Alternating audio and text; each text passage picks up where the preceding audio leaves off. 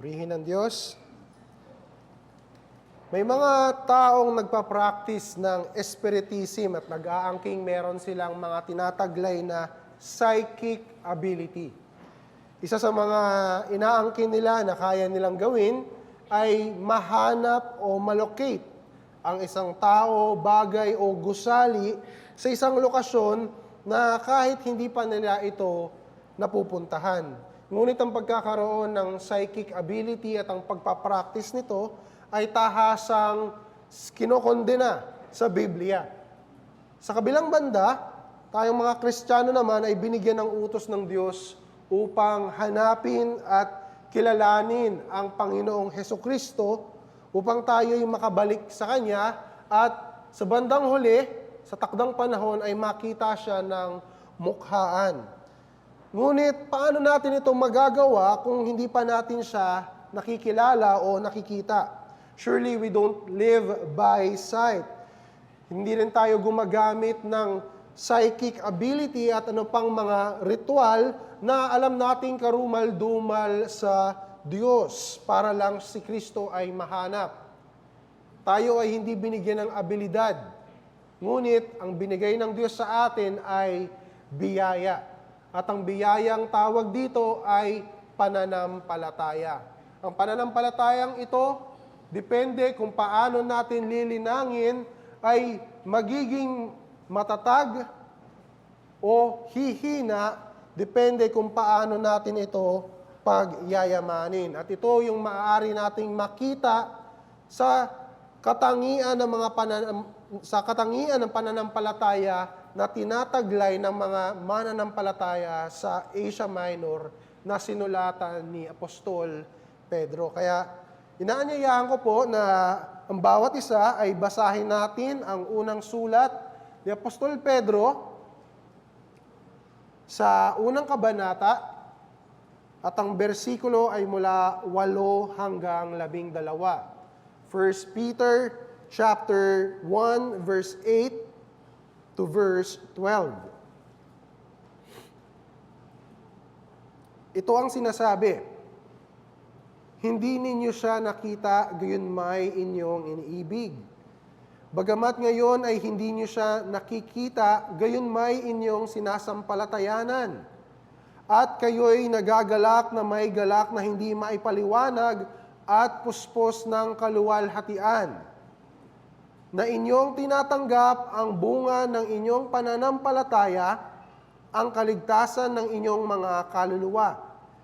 Tungkol sa kaligtasang ito, nagsikap at nagsiyasat na mabuti ang mga propeta na nagpahayag tungkol sa biyayang darating sa inyo. Kanilang siniyasat kung anong pagkatao o kapanahunan ang tinutukoy ng Espiritu ni Kristo na sumasa kanila nang ipahayag ang mangyayaring pagdurusa ni Kristo at ang kaluwalhatiang susunod sa mga ito. Ipinahayag sa kanila na hindi sila naglilingkod sa kanilang sarili kung hindi sa inyo, sa mga bagay na ngayoy ibinabalita sa inyo sa pamamagitan ng mga nangaral sa inyo ng Ebanghelyo sa pamamagitan ng Espiritu Santo na sinugo mula sa langit, na ang mga bagay na ito'y pinananabikang makita ng mga anghel. Purihin ang Diyos sa pagkabasa ng Kanyang salita.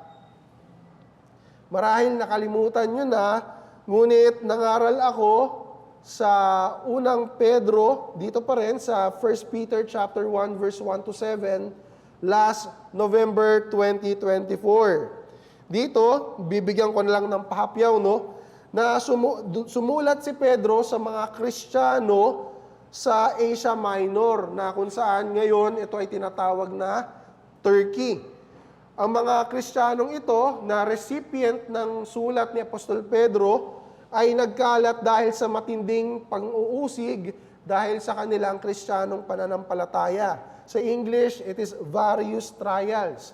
Iba't ibang uri. Yung iba sa kanila ay tinuya, tinakwil, pinagbintangan ng kamalasan, pinaalis sa mga sarili nilang ari-arian, at sila ay naging vagabond or palaboy, at yung iba naman ay nagkasakit at dumanas ng kahirapan. Ngayon, sumulat si Pedro upang ipaliwanag sa kanila na ang kanilang pagsubok at kung ano yung kabuluhan nito upang hindi sila tumalikod sa pagsunod sa Panginoong Hesus. Ngayon, sa verse 1 to 7, pinaliwanag o dinitalye ni Pablo ang lahat ng mga bagay na ito ay ayon sa soberanong kalooban ng Diyos Ama, at ito rin ang kapamaraanan ng Espiritu Santo upang sila ay dalisayin, upang ang maging resulta ay pagsunod sa Panginoong Hesus sa pamamagitan ng pagbabasbas ng kanyang dugo na nagre-resulta sa kaluwalhatian at kaligtasan. Ipinaliwanag ni Pedro na ang kaligtasang natagpuan nila kay Kristo ay matibay na basihan at pundasyon para sa pag-asa at kaligayahan na hindi natitibag o mawawala kahit pa sa gitna ng pagsubok, pang-uusig o maging kamatayan man. Ngayon, sa mga sumusunod na passage sa ating tekstong binasa, sa verse 8 to 12, pinakita naman, dinescribe, or inilarawan ni Pedro yung katangian ng kanilang pananampalataya na kanilang tinutugon o binibigay bilang response sa kaligtasang binigay ng Diyos kay Kristo. Puro ito mga descriptive or indicatives pa lang ng pananampalataya. Wala pa tayong nabasang anumang uri ng kautusan. Ito ay magsisimula pa lang sa verse 13. Ngayon, sa ating tekstong binasa, si Kristo, bagamat hindi nila nakita ng personal, hindi nila napakinggan o nakilala man, siya ang sentro ng kanilang pananampalataya. The unseen Christ as the object of their faith. At sabi ni Pedro, pinakita o sinulat ni Pedro sa kanila yung katangian ng kanilang pananampalataya. Ito ay tumutugon ng may pag-ibig kay Kristo. At pangalawa, ito ay may galak na hindi maipaliwanag, puspos ng kaluwalhatian na kung saan nagre-resulta ang kanilang pananalig na tinatanggap nila ang bunga nito. Ano daw? Yung kanilang kaligtasan. So, makita natin dito mga kapatid na yung pananampalataya ng mga nauusig na Kristiyanong ito ay may dalawang katangian. It responds in love to Christ and it is hopeful, it is joyful and expectant of the reward of their faith. At nung sa oras nila, sa kanilang panahon, bagamat ang kanilang inaasahang gantimpala ay nasa hinaharap pa, by faith, sa pamamagitan ng pananampalataya, ay kasalukuyan na nila tong inaangkin. Kaya ang katangian ng kanilang pananampalataya is an ongoing process. Nagsimula ito nung kanilang matanggap at makilala si Kristo, and up until now, nung oras o panahon na sila'y sinulatan ni Pedro, ito ay dumadaloy pa rin na pananampalataya hanggang sa consummation ng Panginoong Hesus. Ang mga katangiang ito ay indikasyon ng magandang bunga ng ebanghelyong pinangaral sa kanila na pinaniwalaan nila. Ito yung mababasa natin sa verse 12. Sa mga bagay na ngayoy ibinalita sa inyo sa pamamagitan ng mga nangaral sa inyo ng ebanghelyo. Ngayon, dun sa ating teksto, kung ating titingnan, merong dalawang grupo ng mga mananampalataya. Ang mga propeta at banal ng lumang tipan, at ang mga Kristiyano ng Asia Minor sa bagong tipan.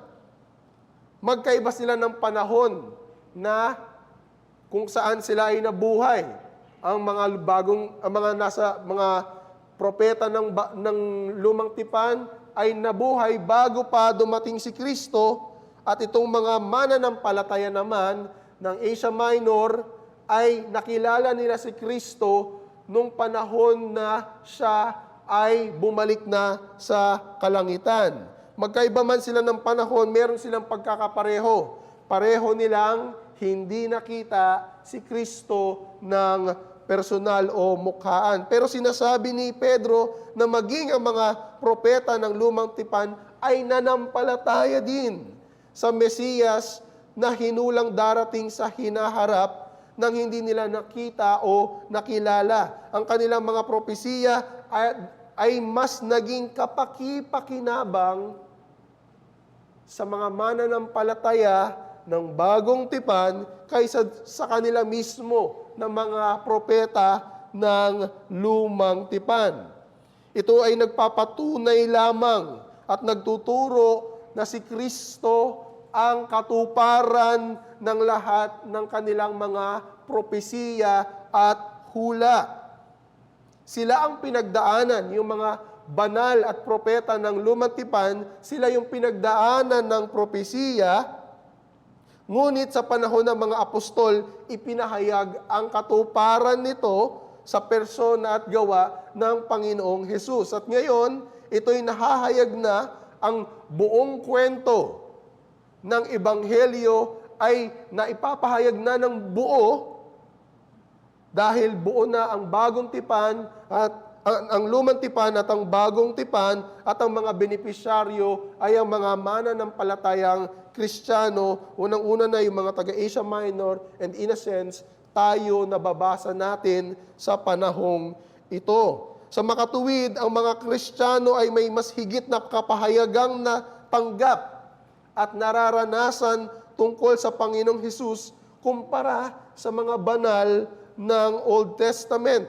Ito'y nagsisilbing dagdag kalakasan sa atin, mga kapatid, at kagalakan upang patuloy tayo sa pananampalataya kahit pa tayo ay sinusubok. That our faith does not rest on fictitious character or mythology, but on a real man who is the fulfillment of God's covenant promises, and that is the Lord Jesus Christ. Minsan sinasabi siguro natin na mas pinagpala yung mga taong nakita o nahawakan si Jesus ng personal. Nakausap siya, napatungan sila ng kanyang kamay at napagaling.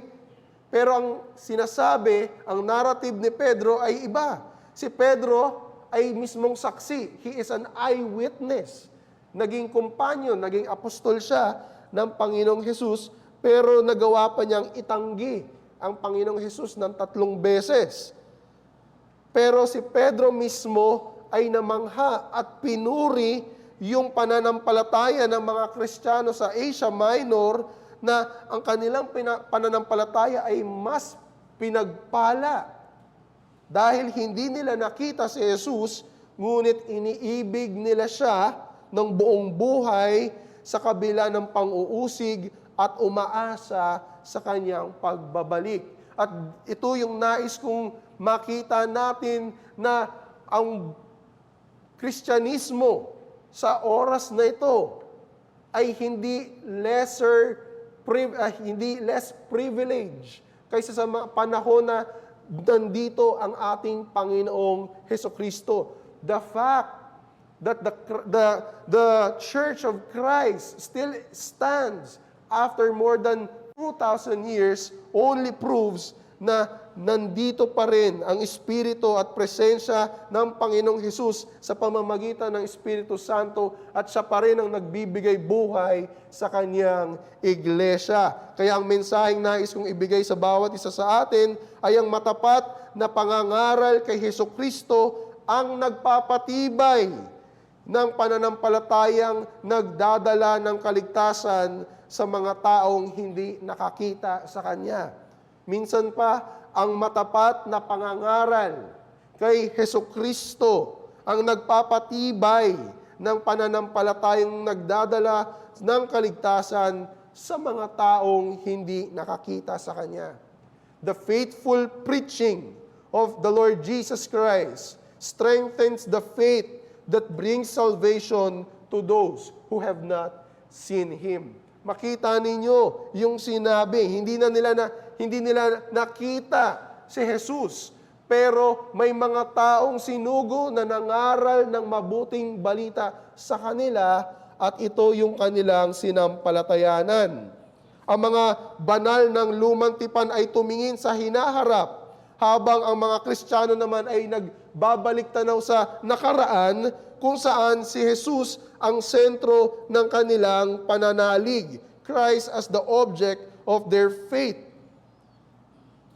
Kaya ang matapat na palagi ang pagpapaalala sa mga mananampalataya tungkol kay Hesukristo at sa kanyang pangangaral ng Ebanghelyo ay mahalagang mandato sa loob ng iglesia at sa buhay ng bawat Kristiyano. Pansinin ninyo yung verse 8. Dito natin nakita, no, yung dalawang katangian ng pananampalataya ng mga Kristiyanong taga Asia Minor.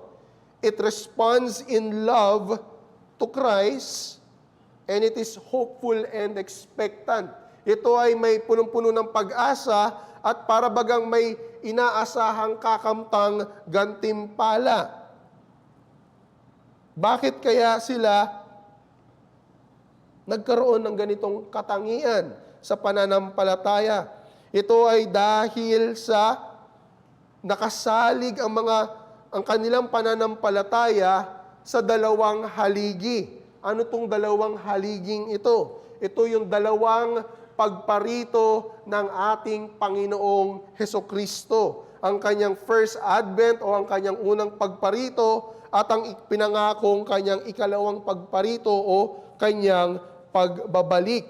Nagsimulang angkinin ng mga Kristiyanong ito ang kanilang kaligtasan sa pamamagitan ng pananampalataya base sa ginawa ni Kristo sa kanyang unang pagparito.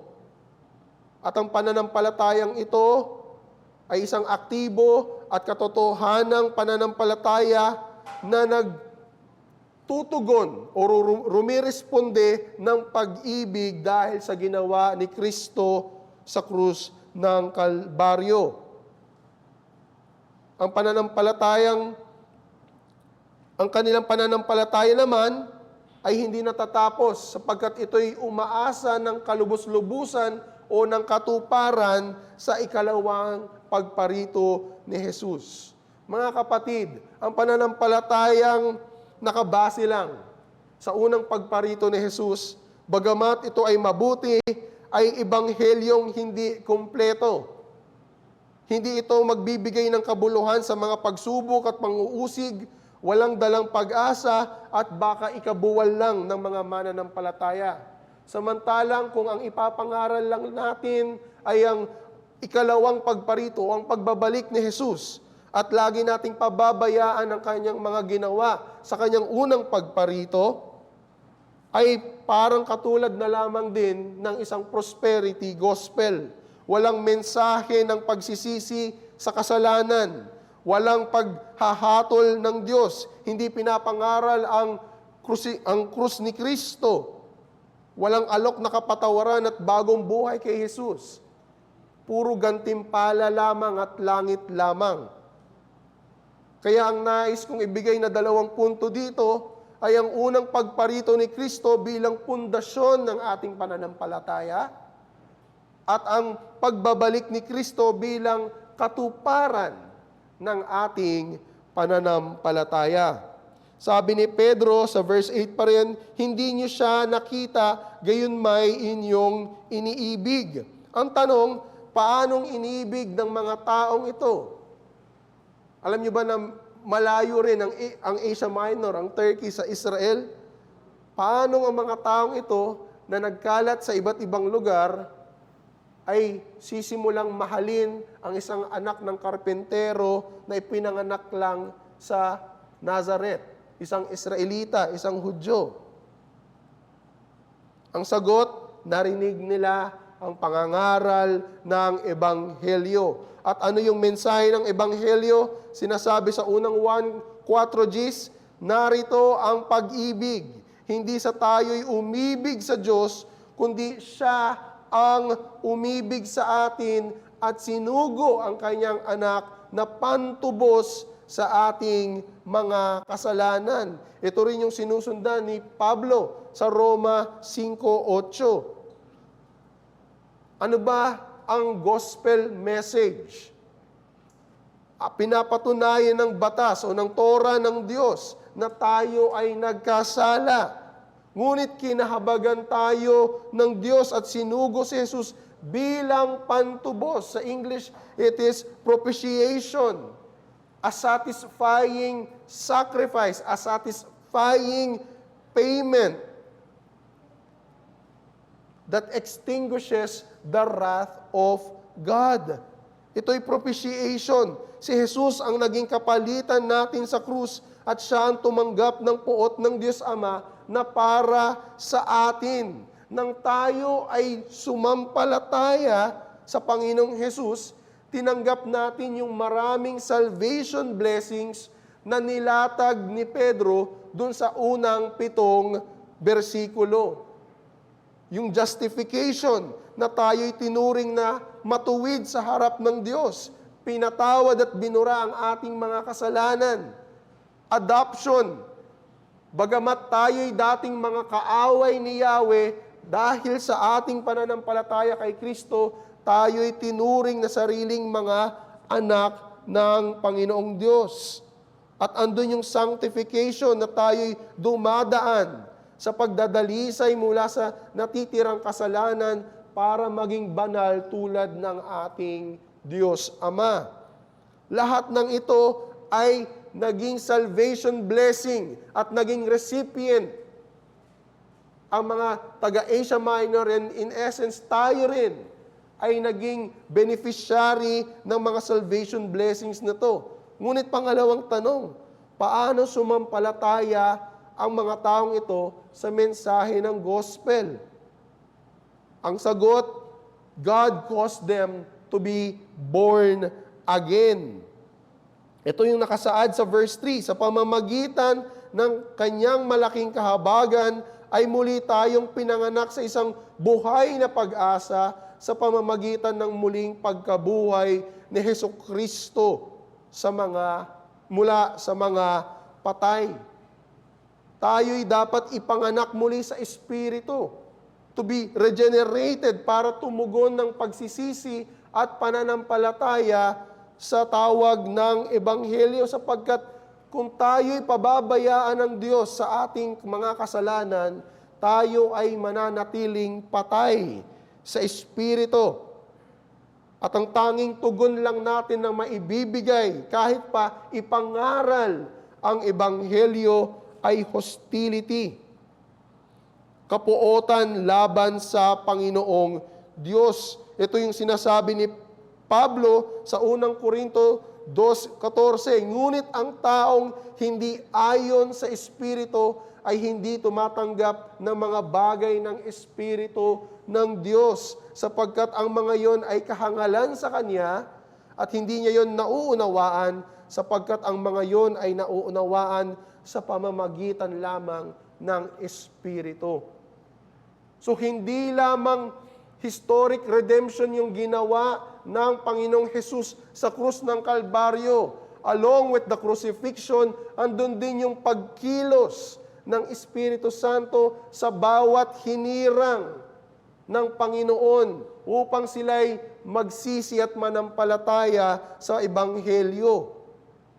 At lahat ng iyon na nagiging benefit ng mga mananampalataya ay naging accomplishment ni Kristo sa krus ng Kalbaryo sa kanyang unang pagparito. Ang punto dito, mga kapatid, ay ang pananampalataya na may lumalagong pag-ibig kay Kristo ay nililinang sa kamalayan ng kanyang ginawang pagtubos sa krus. Ang pananampalataya ng isang tao, mga kaibigan at kapatid, ay lumalago lamang sa pag-ibig kay Kristo kung ang isang taong ito ay patuloy na pinapakain ng pagpapaalala sa ginawang sakripisyo ni Kristo sa krus. Habang lumalalim ang kanyang pagkaunawa sa kamatayan ni Kristo, ay lalo siyang tumutugon sa pag-ibig kay Jesus. Kagabi ay nanonood ako nung evangelistic preaching sermon ni Paul Washer. At hindi ko to sinasadya, randomly ko to pinanood. At mas lalo ko na-appreciate sapagkat sinasabi doon ang mas malalim na pagkaunawa doon sa sinabi ng Panginoong Jesus sa kanyang panalangin sa Diyos Ama na kung iyong loloobin, let this cup pass from me. Nevertheless, not my will, but your will be done. Ano ba yung nasa kupita? Ano ba yung nasa saro na sinasabi ni Jesus? Yun ba yung mga physical pain na inaasahan niyang kanyang tatanggapin? Yung laki at haba ba ng pako na kanyang tatanggapin? Yung mga latay ba? Yung pambubugbog ba? Yung mga saludsud ba na kanyang tatanggapin sa likod kapag siya ipapako na sa krus ng Kalbaryo? Hindi naman siguro iis-isin pa yung krus na gagamitin sa kanila. Yung ba yung mga dura at pagtatraidor ng mga Hudyo? Hindi po yun. Kasama yun, pero hindi yun yung primary reason bakit kinatatakutan ni Jesus ang kupitang yun. Ang nasa loob ng kupitang yun ay walang iba kung hindi ang pure and undiluted wrath of God the Father na iipunin na dapat sana ay para sa mga taong ililigtas ng Panginoong Diyos, ngunit lahat ng yon ay iipunin at ibabagsak lahat ng yon sa Panginoong Jesus. Kaya, sa loob ng ilang oras, yung eternal fellowship ng Diyos Ama at ng Diyos Anak ay mapuputol. At titingnan ng Diyos Ama ang kanyang anak, hindi bilang minamahal na bugtong na anak, kundi siya yung magiging personification ng lahat ng karumal-dumal na kasalanan ng mga taong kanyang tutubusin. Kung itong mga bagay na ito ay lalo nating ipapaalala sa ating mga sarili, hindi tayo iiyak dahil si Kristo'y napako lang sa krus, dahil tumulo ko yung kanyang dugo, that He suffered hundreds or even thousands of wounds, kung hindi mula sa pagiging eternal na anak ng Diyos, minarapat niyang magpakababa bilang tao, bilang anak ng tao, namuhay siya ng walang kasalanan para lamang sa kanyang peak or prime, yung kanyang katuwiran ay ibibigay sa mga taong makasalanan na kanyang ililigtas, at lahat ng kanilang mga nakakapandiring kasalanan ay ibibihis at ipuputong sa kanya. Great is the salvation of Christ on the cross. At ito yung mga naunawaang doktrina ng mga Kristiyano sa Asia Minor. That is why in response, bilang tugon, minamahal nila itong Jesucristong hindi nila nakita.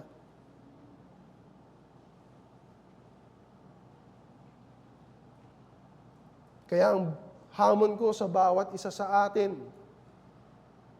kung gusto mo talagang lumago sa pag-ibig sa Panginoong Hesus, kung gusto mong makilala yung manunubos mo, linangin mo ang matibay na pananalig at lumalagong pag-ibig kay Kristo sa pagbabalik tanaw sa Ebanghelyo ng krus. Cultivate a strong faith and growing love towards Christ by remembering the gospel of the cross. Merong isang anonymous Indian author or composer, siya yung nagsulat ng himnong I have decided to follow Jesus. Alam ko na may mga ilang Reformed Christians na ayaw itong awitin sapagkat ito minsan ay inaawit sa decisional way of evangelism. Pero ang napakagandang story behind this hymn is that nung makilala ng composer na ito si Jesus, naging motto na ng kanyang pananampalataya na ako'y nagdesisyon na susundin ko si Jesucristo kahit pa ikamatay ko at ikamatay ng aking pamilya, there is no turning back. At yun nga yung nangyari. Yung kanyang, yung town kung saan siya nakatira, nung nalaman siya ay naging Kristiyano, tinuligsa sila hanggang sa naging martir o pinatay yung kanyang mga anak, hanggang yung kanyang asawa, hanggang sa siya na yung huling pinatay. Ngunit ang naging bunga ng kanyang pananampalataya after many years, yung mga taong hostile sa gospel na mismong nantuligsa sa kanya ay naging convert mismo ng ebanghelyo. Dahil ito ay nagmumula sa kanyang pag-ibig sa Panginoong Jesus. Ngunit hindi natatapos dito ang pananampalataya ng mga Kristiyano. Ang ating pananampalataya dapat din ay hopeful and expectant. Dapat merong katangian ng kagalakan na hindi maipaliwanag. Bakit? Dahil alam natin that by faith, sa pamamagitan ng pananampalataya, ang pagbabalik ni Kristo, His second advent, will be the fulfillment and consummation of our faith. Doon pa rin sa verse 8 and 9, sinasabi, bagamat ngayon, hindi nyo siya nakikita, inyong sinasampalatayanan na may galak na hindi maipaliwanag. Puspos ng kaluwalhatian ang kaligtasan na inyong tinatanggap. Makita natin na katulad nga ng naipaliwanag ko kanina, yung description ng kanilang pananampalataya ay nasa present participle, inyong tinatanggap, kasalukuyang gumagana yung kanilang pananampalataya. Ito'y nagsimula na ngunit hindi ito lumipas o natapos, bagkus nagpapatuloy dahil ang sinimulang pagtutubos ni Kristo ay may kalakip na pangakong katuparan or fulfillment. Sa pananampalataya, hindi lang nila inangkin ang kapatawaran at iba pang pagpapala sa kaligtasan ng krus, pati na din yung mana at gantimpala na mismong Diyos Ama ang nagbigay. Sabi sa verse 4, sa same chapter pa rin, ang kanilang pananampalataya, kaya sila binorn again. That's why we are regenerated.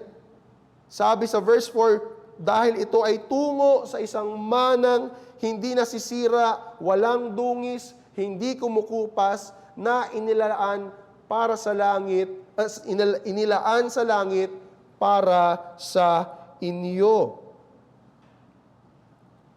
Ang ginawang mga accomplishment ng ating Panginoong Hesus sa kanyang unang pagparito ang nagbigay ng ating justification at bagong buhay. Ngunit ang kanyang ikalawang pagparito, ang kanyang pinangakong pagbabalik ay nangangako na kanyang dadalhin ang ating pananampalataya sa katuparan at sa kalubos-lubusan nito, na ang pag-ampon o ang pagturing sa atin ng Diyos Ama ay magiging ganap na, that we will be co-heirs with Christ. Ang patunay dito ay nung tinawag ni Pedro ang mga Kristiyano ng Asia Minor at tayo rin na mga hinirang na nangingibang bayan. Sa English, elect, exile, mga pinili at mga pilgrims na. Hindi na tayo mga mamamayan ng mundong ito. Bagamat yung iba sa atin ay taga Cavite, taga Antipolo, taga Quezon City, may sarili pa rin tayong residency, pero sa mata ng Diyos, we are no longer citizens of this world, we are just pilgrims passing by dahil ang ating permanenteng tahanan ay sa kalangitan na ng Panginoong Jesus. At kinumpara niya rin na sa sandaling panahon na tayo ay kinakailangang dumanas ng pagsubok. Hindi ibig sabihin ni Pedro na ang pagsubok ay literal na saglit lang o maikling panahon lang. Ito ay mga pagsubok na maaaring maging mahaba o panghabang buhay. Baka nga ito ay ikamatay natin. Sinabi niya ito na ito'y panandalian lang dahil kung ikukumpara ito sa kaluwalhatian na ating mamanahing walang hanggan, ay ito ay napaka-ikli lamang. Ang katotohanan ito, mga kapatid, ang dapat naghihimok o nagpapalakas ng ating pananampalataya na tayo ay magpatuloy sa paglilingkod bilang mga Kristiyano hanggang sa huli. Ang pagtingin natin sa ikalawang pagdating ni Kristo ang naghihimok sa atin bilang mga mananampalataya na hindi lang simulan ng pananampalataya, kundi tapusin ang takbuhin ng Kristiyano upang makamit ang pangakong mana. Looking forward to the second coming of Christ is what encourages Christian to finish this blessed race to obtain the promised inheritance. So makita ninyo kung sinasabi ng maraming mga pastor at theologian, we must preach the whole Christ, then to preach the whole Christ, dapat laging may emphasis sa kanyang unang pagparito at sa kanyang pangakong pagbabalik.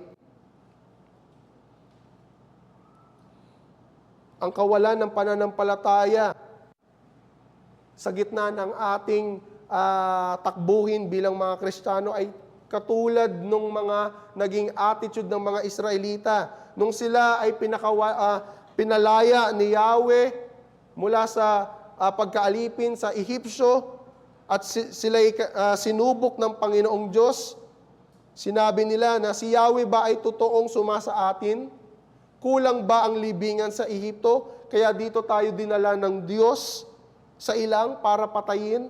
So makita ninyo, nakita nila yung napakadakilang mga himala that God was able to save them and deliver them with mighty miracles, pero nung sila'y nasa wilderness na, bumagsak ang kanilang pananampalataya. At sinasabi ng Bagong Tipan, it is because of their unbelief. Minsan kapag tayo'y dumaranas ng matinding pagsubok sa pananampalataya, pinapasok tayo ng pag-aalinlangan. Oo, Kristiyano na tayo, nagsimula na tayong manampalataya. Pero andun yung pagtatanong na, kaya ba talaga akong iligtas ng Diyos na aking sinasamba? Bakit parang hindi ko na siya kasama? Parang gusto ko nang sumuko sa takbuhing ito. Pero ang salita ng Diyos ng may pananampalataya ay ganito. Sinasabi ni Pablo sa Filipos 1:6, ako ay panatag sa bagay na ito, na ang nagpasimula sa inyo ng mabuting gawa ay siyang magtatapos nito hanggang sa araw ni Hesukristo. Kung ano ang sinimulan ng Panginoong Diyos sa ating buhay, siya ay may kakayanan at siya ay may katapatan na ito ay dadalhin hanggang sa katuparan, hanggang sa ito ay magkaroon ng katapus-tapusan. Para lamang kung ihahalin tulad ko ito sa isang taong nanalo ng raffle at yung premyo ay lupa't bahay. Nasa iyo na yung winning ticket. Yung prize mo ay nasa iyo na, hindi na ito pwedeng mailipat pa sa ibang contestant. Pero yung full redemption ng iyong prize, minsan may mga raffle mechanics na kailangan mong maghintay ng 1 hanggang 3 buwan para bago mo ma-redeem yung iyong premyo. Ito ay walang pinagkaiba sa ating pananampalataya. Kung tayo lamang ay may sakdal o may perpektong pananampalataya, makikita natin na tayo ay ligtas na. We are secured by the hands of God. Pero yung actual redemption, yung full receiving ng ating pananampalataya, yung reward ng ating pananampalataya, ay kinakailangan pa nating magtiyaga at maghintay ng ilang panahon. Kaya bilang hamon ko sa bawat isa sa atin, tumingin tayo sa pagbabalik ni Kristo bilang siya mismong mana at gantimpala ng ating pananampalataya. Let us look to the returning Christ as our very own inheritance and reward. Isang magandang ehemplo dito si Polycarp. Si Polycarp ay estudyante o disipulo ni John, ni Apostle John, ngunit hindi sinasabi na personal na nakita o nakadaupang palad ni Polycarp ang Panginoong Jesus. And yet, he was martyred for his faith in Christ. At ano yung sinabi niya?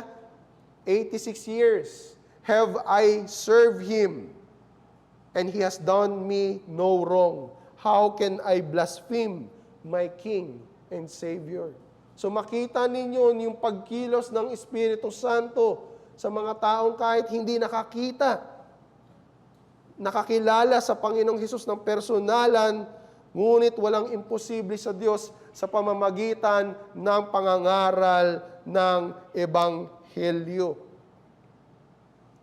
Madalas nilalarawan ng Biblia ang ating pananampalataya, ang ating buhay Kristiyano sa isang atleta na pumasok sa marathon o sa takbuhay. Kaya ang tinatawag din sa Christian life ay blessed race.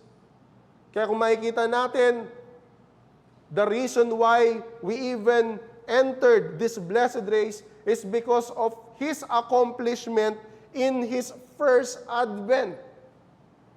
Lahat ng mga bagay nito, kaya tayo naging Kristiyano, ay dahil sa accomplishment ng Panginoong Hesus sa Kanyang unang pagparito. Pero tayo ay ipinangako that if we will endure by faith, mararating natin yung finish line, at yung finish line na yon ay tumutukoy sa Kanyang pagbabalik. Kaya kung makikita mo, kung ikaw ay natutokso ng kasalanan, nauusig sa pananampalataya mo, makikita mo sa starting line andon ng Panginoong Hesus, at siya yung magiging motivasyon mo para hindi na umurong. Pero pagtingin mo sa finish line, andun din siya. Pero ang pinagkaiba, meron na siyang daladalang korona na handa niyang iputong sa bawat tapat na mga mananampalataya. That is why sinasabi ng Biblia, looking unto Christ, who is the author and finisher of our faith. Yaan ang pag-asa. Yaan ang matibay na motibasyon ng mga mananampalataya. Alisin natin ang pangangaral kay Hesukristo, magkakaroon tayo ng mahina at gigibang pananampalataya. Ngunit kung gusto nating yumaman o maging masustansya, malakas ang ating pananampalataya, punuin natin ang ating buhay ng pagkilala sa Panginoong Hesus na hindi natin nakikita. Hindi natin kailangan ng psychic ability na katulad ng ginagawa ng iba. Hindi natin kailangan magsinungaling katulad ng kiniklaim ng ibang mga charismatic that Jesus directly spoke to them. Ito ang nagpapakilala sa Panginoong Hesukristo, ang Kanyang banal na salita at ang Espiritu Santong nagbibigay ng kapaliwanagan sa atin. Ngunit paano sa mga taong wala pa kay Jesus? Siguro yung iba sa inyo nagsasabi, ito po mismo yung pinaka-problema ko. Wala akong pananampalataya sa Panginoong Hesus. Paano ako maliligtas? Ang sagot, kaya nasabi ko kanina, ang pananampalataya ay hindi abilidad. Ito ay biyaya. At ang biyayang ito ay ang nagbibigay ay ang Panginoong Diyos. Kaya merong isang lalaki na inilapit yung kanyang anak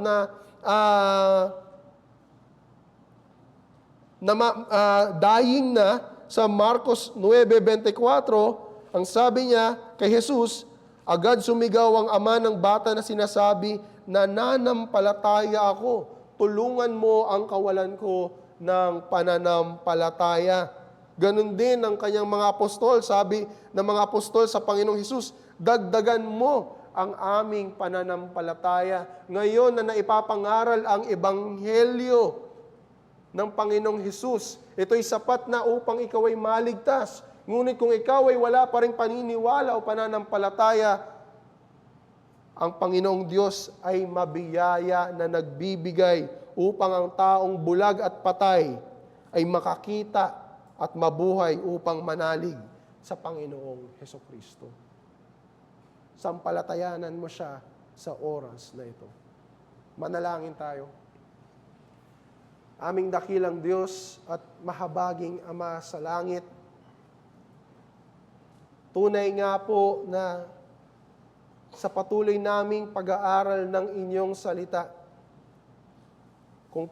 kung lubusan lamang magiging sakdal ang aming pananampalataya at kami titingin sa spiritual na aspeto, we are not less blessed, we are not less favored, we are not less privileged compared to our first century brethren in Christ.